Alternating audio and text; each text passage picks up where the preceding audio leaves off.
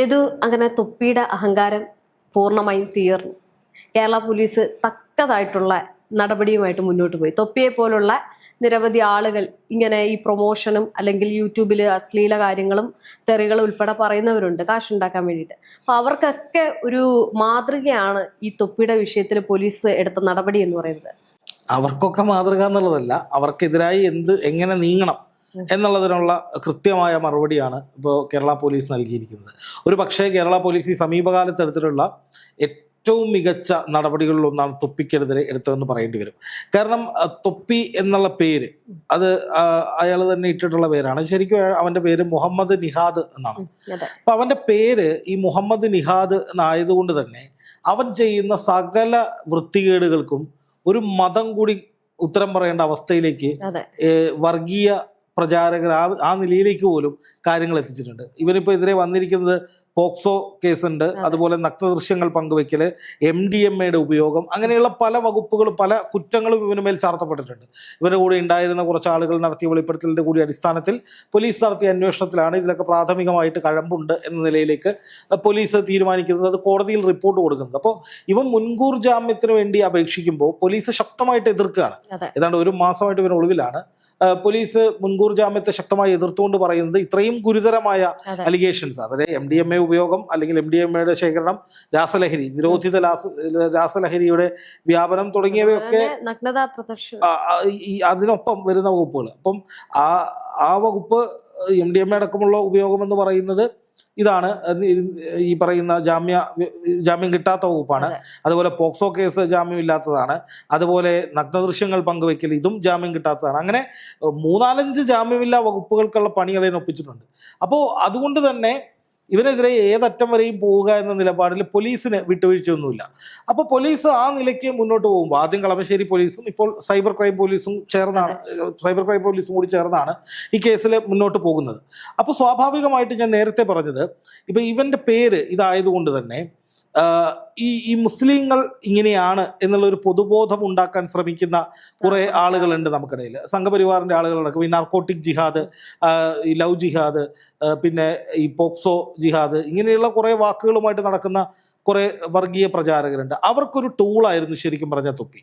തൊപ്പി അറിഞ്ഞുകൊണ്ട് അതിന് നിന്നുകൊടുത്തതാണോ? കാരണം ഇപ്പോൾ തൊപ്പി ഒരു മുസ്ലിമാണ്, ആ ഒരു ഐഡന്റിറ്റിയിൽ തന്നെ മുന്നോട്ട് പോകുന്ന ഒരാളാണ്. പല വേദികളിലും അവനത് പറഞ്ഞിട്ടുണ്ട്. അപ്പം അങ്ങനെ അതിൽ നിന്നുകൊണ്ട് ഇമാതിരി പരിപാടികളൊക്കെ കാണിക്കുമ്പോൾ ഈ മുസ്ലിം വിരുദ്ധരായിട്ടുള്ള ഒരു കമ്മ്യൂണിറ്റി ഇവനെ പ്രൊമോട്ട് ചെയ്യുന്നുണ്ട്. എന്നിട്ട് പറയുകയാണ്, ഇതാ ഈ മതക്കാരുടെ പ്രശ്നം ഇതാണ് കേട്ടോ എന്ന നിലയിൽ ഇവൻ ഉപയോഗിക്കപ്പെട്ടിരുന്നു. ഇത് അധികം ആരും ചർച്ച ചെയ്തിട്ടില്ല. ഇവനും പിന്നെ എൻ്റെ കാസറ്റ് എന്ന് പറയുന്ന ഒരുത്തനുണ്ട്, ഒരു ഹക്കീം എന്ന് പറയുന്നത്. ഇവൻ ഇപ്പോൾ ഇതേപോലെ ഈ ഡ്രഗ് അടിച്ച് അങ്ങനെ ഒരു വിഷ്വലൊക്കെ വന്ന് വലിയ പ്രശ്നത്തിലായെന്നാണ് വാർത്തകൾ വരുന്നത്. അപ്പം ഇങ്ങനെയുള്ള ഈ മുസ്ലിം നാമധാരികളായിട്ടുള്ള യൂട്യൂബർമാർ ഒപ്പിച്ചു വെക്കുന്ന പല പ്രശ്നങ്ങളും ഇതുപോലുള്ള വൃത്തികേടുകളും ആ സമുദായത്തിനെതിരെ ഉപയോഗിക്കാൻ വേണ്ടി ഇവരെ പ്രൊമോട്ട് ചെയ്യുന്ന സംഘപരിവാർ ഒരു നെറ്റ്വർക്ക് ഉണ്ടെന്നാണ് ഞാൻ മനസ്സിലാക്കിയിട്ടുള്ളത്. അപ്പം അതുകൊണ്ടാണ് ഞാൻ പറയുന്നത്, ആദ്യ പ്രഹരം കിട്ടിയത് ഇവനെ വർഗീയമായി മുതലെടുത്തിരുന്ന, ഇവൻ ചെയ്തിരുന്ന കാര്യങ്ങൾ മുഴുവനും മതത്തിന്റെ തലയിൽ കെട്ടിവെച്ചിട്ട് അതുവഴി നേട്ടമുണ്ടാക്കാൻ ശ്രമിച്ചവന്മാർക്കൊക്കെ ഒരു കനത്ത പ്രഹരമാണ് ഇപ്പൊ പോലീസ് നടത്തിയിരിക്കുന്ന ഈ നടപടി. ഇനി രണ്ടാമത്തെ കാര്യം, രേഷ്മ പറഞ്ഞതുപോലെ തൊപ്പി തീർന്നു എന്ന് പറയുന്നത് നമ്മൾ വെറുതെ പറയുന്നതല്ല, അക്ഷരാർത്ഥത്തിൽ അവൻ തീർന്നു. കാരണം ഇവനെ പൊക്കിക്കൊണ്ട് നടന്നത് ഇപ്പോൾ കിക്ക് എന്ന് പറയുന്ന ഒരു സംഘടനയുണ്ട്, കേരള ഇൻഫ്ലുവൻസേഴ്സ് കമ്മ്യൂണിക്കേഷനോ അങ്ങനെ എന്തോ ഒരു സാധനം. അങ്ങനെയുള്ള കുറെ പ്രശ്നമുണ്ടായിരുന്ന യൂട്യൂബർമാരൊക്കെ വന്നിട്ടുള്ള ഒരു സംഘടനയാണ്. അതിൽ ആദ്യം ഉണ്ടായിരുന്ന മുഹമ്മദ് ഷിയാസ്, ഒരു പീഡന കേസ് അലിഗേഷൻ വന്ന ഷിയാസ്, പിന്നെ ഇപ്പോൾ ഖാദർ. ഇതിലൊക്കെ ഈ ഖാദറിന്റെ കേസിലൊക്കെ എന്താണ് ശരിക്കും സംഭവിച്ചത് എന്നുള്ളത് നമുക്കറിയില്ല.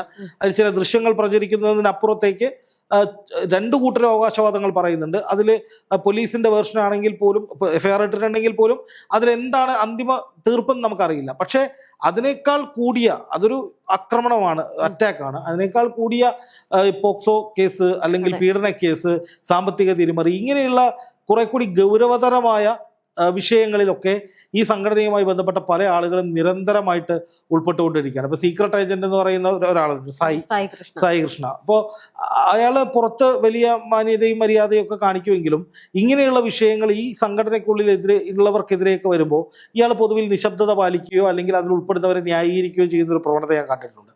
അപ്പം ഞാൻ പറഞ്ഞു വന്നത്, ഈ യൂട്യൂബർമാർ എന്ന് പറയുന്ന അല്ലെങ്കിൽ ഇൻഫ്ലുവൻസർമാർ, ഇപ്പൊ ഉപയോഗിക്കുന്ന ഒരു വാക്കാണ് ഇൻഫ്ലുവൻസർ തൊപ്പി. എന്ത് ഇൻഫ്ലുവൻസ് ആണ് ഇവരൊക്കെ ചെയ്യുന്നത്?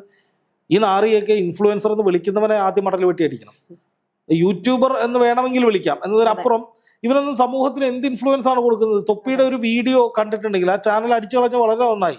കാരണം അവന്റെ ഒരു വീഡിയോ കണ്ടിട്ടുണ്ടെങ്കിൽ അത് കാണുന്ന ആളുടെ കിളിവും ഒരു സാമാന്യ യുക്തി വെച്ചിട്ടോ സാമാന്യ ബോധം വെച്ചിട്ടോ ഒരു സാമൂഹ്യ ബോധം വെച്ചിട്ടോ അവന്റെ ദൃശ്യങ്ങളൊന്നും കാണാൻ കഴിയില്ല. അപ്പൊ അങ്ങനെയുള്ള ദൃശ്യങ്ങൾ നിരന്തരമായി സംപ്രേഷണം ചെയ്ത് അങ്ങനെയുള്ള തെറിവിളികൾ, കൊച്ചു കുട്ടികളെ ചീത്ത വിളിക്കുക, പെൺകുട്ടികളെ അപമാനിക്കുക, സ്ത്രീകളെ ചീത്ത വിളിക്കുക, തെറി വിളിക്കുക, അമ്മ പെങ്ങൾ ബോധമില്ലാത്ത വിധത്തിൽ സകലരെയും അടച്ചാക്ഷേപിക്കുക, അതിനുശേഷം പച്ചത്തെറികൾ വിളിച്ചു പറഞ്ഞ് കാശുണ്ടാക്കുക. ഇപ്പോൾ ഒരാളൊരു 10 രൂപ അയച്ചു കൊടുത്തിട്ട് മറ്റൊരാളെ തെറി വിളിക്കുന്നു പറഞ്ഞാൽ വിളിക്കും. അങ്ങനെയുള്ള പലതരത്തിലുള്ള നെറികേടുകളും വൃത്തികേടുകളും ഒക്കെ കാണിച്ചുകൊണ്ടിരുത്തവരെ പിന്തുണയ്ക്കാനും സപ്പോർട്ട് ചെയ്യാനും ഒരുപാട് പേര്. ഞാൻ ഒരു സുഹൃത്ത് പറഞ്ഞറിഞ്ഞതാണ്, ഇവൻ്റെ 1 മണിക്കൂറത്തെ ലൈവ് കഴിയുമ്പോൾ ഇവന് ഈ ഡൊണേഷൻ കൊടുക്കുന്നത് പോലെ ആളുകൾ അയച്ചു കൊടുക്കുന്ന പൈസ ഏതാണ്ട് 25,000-ഓളം രൂപ വരുമെന്ന് പറയുന്നത് ഒരൊറ്റ ലൈവിൽ. ഒന്ന് ആലോചിച്ച് നോക്ക്, 25,000 രൂപ ഒരു മണിക്കൂർ കൊണ്ട് സമ്പാദിക്കുന്ന നിലയിലേക്ക് വളർന്നവനാണ് തൊപ്പി. അപ്പം സ്വാഭാവികമായിട്ടും അവനിപ്പോൾ തീർന്നു എന്ന് പറയാൻ കാര്യം അവൻ്റെ മണി മേക്കിംഗ് മെഷീൻ അടിച്ചുപോയി. അത് യൂട്യൂബായിരുന്നു, അത് പോയി. പിന്നെ അവനുണ്ടായിരുന്നത് ഒരു സമൂഹത്തിൽ പല ആളുകളും പല കടക്കാരും ഒക്കെ ഉദ്ഘാടനത്തിന് വിളിക്കുമായിരുന്നു, ചില വേദികളിലൊക്കെ ഇവരെ കൊണ്ടു നടക്കുമായിരുന്നു. അതൊക്കെ ഇല്ലാതായി. കാരണം ഇത്രയും ഗുരുതരമായ ക്രിമിനൽ കേസുകളിൽ പെട്ട ഒരുത്തൻ, അത് പോക്സോ കേസ്, പ്രായപൂർത്തിയാകാത്ത പെൺകുട്ടിയെ ദുരുപയോഗം ചെയ്ത കേസ് അടക്കമുള്ള കേസുകളിൽ പ്രതിയായിട്ടുള്ള ഒരാളെ ഇനി പൊതുസമൂഹത്തിന് മുന്നിൽ എഴുന്നള്ളിച്ചുകൊണ്ട് വന്നാൽ ആ എഴുന്നള്ളിച്ചുകൊണ്ട് വരുന്ന അടിമേടിക്കും. അപ്പൊ അതുകൊണ്ട് ആ കാര്യത്തിൽ തീരുമാനം. ഇപ്പോൾ ഉദ്ഘാടന വരുമാനമില്ല. ഇപ്പോൾ ഒളിവിൽ ഏതാണ്ട് 1.5 മാസമായിട്ട് ഒളിവിലാണ്. സമ്പാദിച്ചൊക്കെ തീർന്നിട്ടുണ്ടാവും. വക്കീലന്മാർക്ക് കൊടുക്കാനും നല്ലൊരു തുക പോയിട്ടുണ്ടാവും. മുൻകൂർ ജാമ്യാപേക്ഷയൊക്കെ നടക്കുകയാണ്. വക്കീലന്മാരിലെ ആളുകൾ നല്ല രീതിയിൽ ഊറ്റിയിട്ടുണ്ടാവും, അതും പോയിട്ടുണ്ടാവും. പിന്നെ ഇവന്റെ ഏറ്റവും പ്രധാനപ്പെട്ട വരുമാന സ്രോതസ് അല്ലെങ്കിൽ പണം കായ്ക്കുന്ന മരം എന്നവൻ വിചാരിച്ചിരുന്ന, എന്ത് തോന്നിവാസം ചെയ്താലും ഒരിക്കലും പൂട്ടിക്കെട്ടി പോവില്ല എന്ന് വിചാരിച്ചിരുന്ന അവന്റെ ചാനലും അടിച്ചുപോയി. ഇനി അവൻ എന്ത് ചെയ്യും? എന്തായാലും മേലനങ്ങി പണിയെടുത്തവൻ പൈസ ഉണ്ടാക്കിയത് ഇവിടെ ആരും കണ്ടിട്ടില്ല. സഭ്യമായ ഭാഷ ഉപയോഗിച്ചും അവൻ ആൾക്കാരെ കൂട്ടുകയോ പൈസ ഉണ്ടാക്കുകയോ ചെയ്തതായിട്ട് ഇവിടെ ആരും കണ്ടിട്ടില്ല. അപ്പോൾ സ്വാഭാവികമായിട്ടും ഈ ഒളിവിൽ കഴിയുകയും പണമെല്ലാം തീരുകയും അവൻ്റെ ചാനൽ അടിച്ചു പോവുകയൊക്കെ സ്ഥിതിക്ക് ഇവൻ ഇനി എന്ത് ചെയ്യും എന്നുള്ളത് ഒരു വലിയ ചോദ്യമാണ്. ഇപ്പൊ ഈ നിഹാദിന്റെ ഈ ഒരു പ്രശ്നം പോലീസ് കൃത്യമായിട്ടുള്ള നടപടി എടുത്തപ്പോൾ ഒരു കാര്യം നമുക്ക് എടുത്തു പറയാതിരിക്കാൻ വയ്യ. രമേശ് ചെന്നിത്തലയുടെ പോലീസ് അത്രയേറെ കൃത്യമായിട്ടുള്ള കാര്യങ്ങളാണ് പോകുന്നത്. അതായത് നടപടികൾ വളരെ കൃത്യമായിട്ട് തന്നെ പോകുന്നു. അവിടെ ഒരു വിലപേശലോ അല്ലെങ്കിൽ ഒരു കൈക്കൂലിയോ ഒക്കെ നടക്കുന്നുണ്ടോ ഇല്ലയോ എന്നുള്ളതല്ല, പക്ഷെ അത്തരം കാര്യങ്ങൾ നടക്കാൻ പാടില്ല എന്ന് പറഞ്ഞുകൊണ്ട് വളരെ സ്ട്രിക്റ്റ് ആയിട്ട് തന്നെയാണ് ചെന്നിത്തലയുടെ പോലീസിന്റെ ഇടയ്ക്ക് ഇത്തരം കാര്യങ്ങൾ പറഞ്ഞിരിക്കുന്നത്. നടപടി ഇപ്പം കഴിഞ്ഞ ദിവസം വന്നൊരു വാർത്ത, ഈ പോക്സോ കേസുകൾ വീണ്ടും ആ പോക്സോ കേസുകൾ കുത്തിപ്പോക്കുന്ന അല്ലെങ്കിൽ അതിനെതിരെ കൂടുതൽ വർദ്ധിക്കുന്നു. അപ്പൊ അതിനെതിരെ ഒരു കാര്യം കൊണ്ടുവരുന്നു. അങ്ങനെ വളരെ കൃത്യമായിട്ട് ഈ പോലീസ് ഈ നടപടിയൊക്കെ സ്വീകരിച്ചു പോകുമ്പോൾ ഈ തൊപ്പിയെ കണക്കുള്ള എൻ്റെ കാസറ്റ്, അതുപോലെ തന്നെ മറ്റ് ആളുകൾ ഈ ലഹരി ഉപയോഗം അല്ലെങ്കിൽ ഈ പറയുന്ന പ്രൊമോഷൻ പരിപാടി, ആളുകളെ പറ്റിക്കുന്ന ചില പരിപാടികളൊക്കെ ഉണ്ടല്ലോ, അപ്പൊ അതിലേക്കൊക്കെ വീണ്ടും ഈ നടപടികളൊക്കെ വരാൻ സാധ്യത. ഇത് തൊപ്പി എന്ന് പറയുന്നത് ഒരു പരിച്ഛേദമാണ്. തൊപ്പി മാത്രമല്ല, തൊപ്പിയെ പോലെ പല രീതിയിൽ സോഷ്യൽ മീഡിയ ഇൻഫ്ലുവൻസർ എന്ന ലേബൽ വെച്ചിട്ട് എന്ത് തോന്നിയാസവും ചെയ്യാം, ആർക്കെതിരെയും എന്ത് വൃത്തികേടും പറയാം, എന്ത് തരത്തിലും തെറ്റായ രീതിയിൽ എങ്ങനെ പോയാലും പൈസ ഉണ്ടാക്കാം. ഒരു കാര്യം കൂടിയിട്ട്, അതായത് ഇപ്പൊ ഞാൻ പറഞ്ഞു വന്നതിനകത്ത് ഒരു കാര്യം കൂടി ചേർക്കാണ്.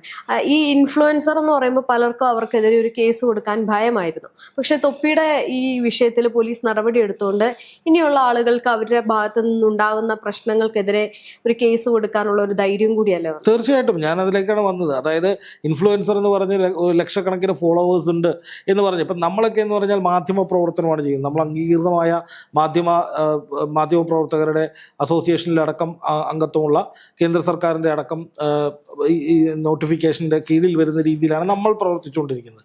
പക്ഷേ ഈ യൂട്യൂബർമാർ അല്ലെങ്കിൽ ഇൻഫ്ലുവൻസർമാർ എന്നൊക്കെ പറഞ്ഞിട്ട് ഒരു ചാനലും തുടങ്ങിയിട്ട് എന്ത് വൃത്തികേടും വിളിച്ചു പറഞ്ഞ് കുറേ ഫോളോവേഴ്സിനെ കൂട്ടുന്ന ഒരു പണി ഇപ്പോൾ കൂടുതലാണ്. അപ്പോൾ ഇവർ തന്നെ കൊട്ടേഷൻ എടുക്കുന്നുണ്ടെന്നേ. അതായത് ഒരാൾക്കെതിരെ സ്കെച്ച് ചെയ്തിട്ട് അയാൾക്കെതിരെ എന്തെങ്കിലും പറയാൻ വേണ്ടിയിട്ട് പൈസ കൊടുത്തു കഴിഞ്ഞാൽ എന്ത് വൃത്തികേടും വിളിച്ചു പറയാവുന്ന ഒരു സാഹചര്യം കൂടിയുണ്ട്. പോലീസ് ഒന്നും ചോദിക്കില്ല, പോലീസ് ഒന്നും ചെയ്യില്ല എന്നുള്ള ഒരു ധൈര്യമാണ് ഇവർക്കുള്ളത്. അപ്പോൾ നമുക്കിപ്പോൾ ഒരാൾക്കെതിരെ ഒരു അലിഗേഷൻ വരുന്നു, ഒരാൾ ഒരു പരാതി പറയുന്നു, മറ്റൊരാൾക്കെതിരെ ഒരു പരാതി പറയുന്നു. ഒരു മാധ്യമ പ്രവർത്തകർ എന്ന നിലയിൽ നമ്മളത് വെരിഫൈ ചെയ്തിട്ട് ആ പരാതി ഇതൊരു പരാതിയാണ്, ഇന്നൊരാൾക്കെതിരെ പരാതിയുണ്ട്, അതുമായി ബന്ധപ്പെട്ട തെളിവുകൾ അയാളുടെ പക്കലുണ്ട്, ഇയാൾ പോലീസിനെ സമീപിക്കാൻ പോവുകയാണെന്ന് പറഞ്ഞാൽ അതൊരു വാർത്തയാണ്. പക്ഷേ ഈ എൻ്റെ കാസറ്റ് പോലുള്ള ആളുകൾ ചെയ്യുന്നത് ഇതിനെപ്പറ്റി ഒരു തരത്തിലുള്ള മാനദണ്ഡവും പാലിക്കാതെ ഇയാൾ കുറ്റം ചെയ്തു എന്ന് പറഞ്ഞ് ഓൺലൈനിലെ കോടതിയായിട്ട് വിധി പറയാം. അങ്ങനെ ഒരുപാട് പേരെ ഈ എൻ്റെ കാസറ്റ് എന്ന് പറയുന്ന ഐഡിയയിലൂടെ അയാൾ തകർത്തിട്ടുണ്ട്. അതിനൊടുവിൽ അയാൾക്ക് പണി തിരിച്ചു കിട്ടി എന്നുള്ളതാണ് മനസ്സിലാക്കേണ്ടത്. ഇപ്പം മരട് അനീഷിനെതിരെ എന്തൊക്കെയാണ് അയാൾ വിളിച്ചു പറഞ്ഞത്? ഈ എൻ്റെ കാസറ്റ് എന്ന് പറയുന്ന ആള്, ഇവൻ ഈ എൻ്റെ കാസറ്റ് ഹക്കീം, ഇവൻ ആദ്യം OG സുനിലിനെതിരെയായിരുന്നു ചീത്ത വിളിച്ചുകൊണ്ടിരുന്നത്. OG സുനിൽ മയക്കുമരുന്ന് റാക്കറ്റിന്റെ ആളാണ്, പെൺകുട്ടികളെ കച്ചവടം നടത്തുന്നു എന്നൊക്കെ പറഞ്ഞിട്ട് പൊടുന്നനെ ഇവൻ OG സുനിലിനെ വാഴ്ത്താനും തുടങ്ങി. OG സുനിലിനെതിരെ തെളിവുകൾ പുറത്തോട്ട് അല്ലെങ്കിൽ വെളിപ്പെടുത്തൽ നടത്തിയ മരട് അനീഷിനെതിരെ തിരിഞ്ഞു. സുനിൽ ഇതിലൊരു ക്യാരക്ടറാണെന്ന് ഞാൻ പറയുന്നില്ല, ഞാനൊരു ഒരു സംഭവം പറഞ്ഞതാണ്. സുനിൽ ഇതിന് പിന്നിലുണ്ടെന്നോ അല്ലെങ്കിൽ സുനിലിന്റെ കളിയാണെന്നൊന്നും ഞാൻ പറയുന്നില്ല. പക്ഷെ ഈ പറയുന്ന മരട് അനീഷിനെ എതിരെ മരട് അനീഷ് പറഞ്ഞ വാദങ്ങൾ ഉയർത്തിപ്പിടിച്ച് രംഗത്ത് വന്ന ഹക്കീം പൊടുന്നനെ മരട് അനീഷിനെതിരെ തിരിഞ്ഞിട്ട് അനീഷ് ലഹരി മാഫിയ തലവനാണ്, ഇതാണെന്ന് പറയാം. എൻ്റെ അറിവിൽ Maradu Aneesh narcotic is A dirty business എന്ന് പറയുന്ന ആളാണ്. അയാൾ ഒരിക്കലും മയക്കുമരുന്ന്, മദ്യം തുടങ്ങിയ കാര്യങ്ങളിൽ വീഴുന്ന ഒരാളല്ല. പക്ഷെ ഇവൻ അങ്ങ് വിധിക്കുകയാണ്, മനസ്സിലായില്ലേ? അതിനുള്ളത് അവന് കിട്ടി, അത് വേറെ കാര്യം. പക്ഷെ എങ്കിൽ പോലും ഞാൻ പറയുന്നത് ഇങ്ങനെയുള്ള കുറെ സ്വയം പ്രഖ്യാപിത കോടതികളുണ്ട് ഇവിടെ. അതുപോലെ തന്നെ ഈ പറയുന്ന ഈ തൊപ്പിയുടെ കാര്യമാണെങ്കിലും തൊപ്പി ആരെയൊക്കെ എന്തൊക്കെ പുലഭ്യം വിളിക്കുന്നു, എന്തൊക്കെ ചീത്ത വിളിക്കുന്നു, തെറി വിളിക്കുന്നു, അതൊക്കെ ഒരാളെ അപമാനിക്കലാണ്, അയാളെ കടന്നാക്രമിക്കലാണ്. അതിനൊന്നും ഒരു നിയന്ത്രണവും ഇത്രയും കാലം പിണറായി സർക്കാരിന്റെ കാലത്തുള്ള പോലീസ് വിചാരിച്ചിട്ട് ഇവിടെ ഒരു കൂപ്പും നടന്നിട്ടില്ല ഈ ഓൺലൈൻ മേഖലയിൽ. ഇപ്പം ഞാൻ പറയാം, ഇപ്പൊ മറുനാടൻ സാജൻ ഷ്കാരിയ എന്ന് പറയുന്ന യൂട്യൂബറുണ്ട്. ഇദ്ദേഹത്തിനെതിരെ ഒരുപാട് സ്ത്രീകൾ പരാതി കൊടുത്തിട്ടുണ്ട്. ഇപ്പൊ എൻ്റെ അറിവിൽ തന്നെ പത്തനംതിട്ട ജില്ലയിലെ ഒരു സ്ത്രീ, ആ ഒരു മാനമര്യാദയ്ക്ക് വീട്ടിൽ ജീവിക്കുന്ന ഒരു കുടുംബിനിയായ സ്ത്രീ, അവർ സെക്സ് റാക്കറ്റിലെ കണ്ണിയാണെന്നും പറഞ്ഞ് 7-8 വീഡിയോ ഈ മഹാൻ ചെയ്തിട്ടുണ്ട്, ഇയാളുടെ ചാനൽ ചെയ്തിട്ടുണ്ട്. അവസാനം അതിൽ വലിയ തോതിൽ കോടതിയിൽ നിന്നും അന്വേഷണ സംഘത്തൊക്കെ തിരിച്ചടി നേരിട്ടിട്ടും ഇയാൾ അറസ്റ്റ് ചെയ്യുന്ന ഉൾപ്പെടെയുള്ള നടപടിയിലേക്ക് പോയതായിട്ട് ഞാൻ കണ്ടിട്ടില്ല. അപ്പൊ അങ്ങനെ ഒരുപാട് കേസുകളുണ്ട് കേട്ടോ. അങ്ങനെ പലതരത്തിൽ യൂട്യൂബർമാര് ഇങ്ങനെ വിളയാടി നടക്കുന്ന ഒരു സമയമുണ്ട്. പക്ഷെ അതിനൊക്കെ എതിരെ ശക്തമായ നടപടി സ്വീകരിക്കാൻ കഴിയും എന്നുള്ളത് ചെന്നിത്തലയുടെ പോലീസ് അതിലേക്ക് സ്ട്രോങ് ആയിട്ട് വന്നിരിക്കുകയാണ്. അപ്പം തൊപ്പിക്കെതിരെ പിണറായി കാലത്ത് തന്നെ പരാതികൾ വന്നിട്ടുണ്ട്. തൊപ്പിക്കെതിരെ അന്ന് പോലീസ് ചില നടപടികളൊക്കെ എടുക്കാൻ തുനിഞ്ഞിരുന്നു. ചില ആരംഭഘട്ടത്തിൽ ചില നടപടികളിലേക്ക് പോയിട്ടുണ്ടെന്നാണ് ഞാൻ മനസ്സിലാക്കുന്നത്. പക്ഷേ ഇത്രയും സ്ട്രോങ് ആയിട്ട്, അതായത് മുൻകൂർ ജാമ്യം പോലും ലഭിക്കാത്ത വിധത്തിൽ ഇവനെ പൊക്കണം, പൂട്ടണം എന്ന് തന്നെ തീരുമാനിച്ചുറപ്പിച്ച് കോടതികളിൽ ഉൾപ്പെടെ അതിനുവേണ്ടി ശക്തമായിട്ട് നിലപാടെടുത്തുകൊണ്ട് മുന്നോട്ട് പോകുന്ന ഒരു പോലീസ്, അത് ചെന്നിത്തലയുടെ കീഴിലേക്ക് പോലീസിങ് വന്നപ്പോഴാണ്, അല്ലെങ്കിൽ ചെന്നിത്തല ആഭ്യന്തരമന്ത്രി ആയതിനു ശേഷമാണ്. അതായത് ഇപ്പം ഫോളോവേഴ്സിനെ കണ്ട് ഒരുത്തരം വലിയ തെറ്റ് ചെയ്യുന്നു, ഒരു ക്രൈം ചെയ്യുന്നു, അവൻ്റെ ഫോളോവേഴ്സിനെ നോക്കിയിട്ട് പോലീസ് പേടിക്കേണ്ടതില്ല. അതാണ് അതിൻ്റെ സന്ദേശം. അല്ലെങ്കിൽ അവൻ യൂട്യൂബിലൂടെ അല്ലെങ്കിൽ ഫേസ്ബുക്കിലൂടെ പോലീസിനെതിരെ എന്തെങ്കിലും വീഡിയോ എടുത്ത് പ്രചരിപ്പിക്കും എന്നുള്ളത് പോലീസ് ഉദ്യോഗസ്ഥർ പേടിക്കേണ്ടതില്ല. പോലീസിന്റെ മനോവീര്യം തകർക്കപ്പെടാൻ അനുവദിക്കാതിരിക്കുക.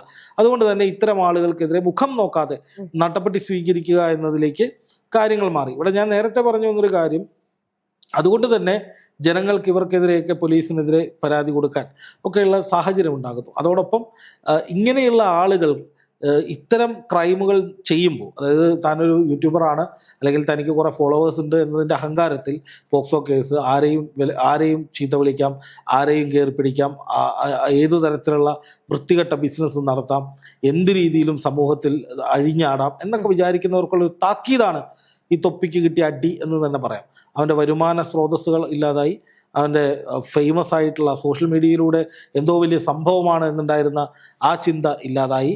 അതുപോലെ തന്നെ ഈ പറയുന്ന വരുമാനം, അവൻ സമ്പാദിച്ചിരുന്ന പണം, അത് ഏറെക്കുറെ ഈ കേസ് കഴിയുമ്പോഴത്തേനും തീരുമാനമാവും. ഇനി സമ്പാദിക്കാമെന്ന് വെച്ചാൽ ഉണ്ടായിരുന്ന ഏക ഉപാധിയും പോയി. യൂട്യൂബാണ് നടപടി എടുത്തിരിക്കുന്നത് എന്നുള്ളത് കൊണ്ട് ഇനി ഒരു പുതിയ ചാനൽ തുടങ്ങിയാലും യൂട്യൂബ് അൽഗരിതം അവൻ്റെ മുഖം സപ്പോർട്ട് ചെയ്യാനുള്ള സാധ്യതയില്ല. ഇത്രയും ക്രിമിനലായ, ഇത്രയധികം ജാമ്യമില്ലാ വകുപ്പുകൾ പ്രകാരമുള്ള കുറ്റങ്ങൾ ചെയ്തിട്ടുള്ള ഒരാളെ യൂട്യൂബിന് വെച്ച് ഉറപ്പിക്കില്ല. അതാണ് ഞാൻ പറഞ്ഞത്. ഈ തൊപ്പിയുടെ കാര്യത്തിൽ ആട്ടപ്പടലം പൂട്ടുവീണു, തൊപ്പി തീർന്നു, ഇങ്ങനെ വേണം എന്നാണ് എനിക്ക് പറയാനുള്ളത്.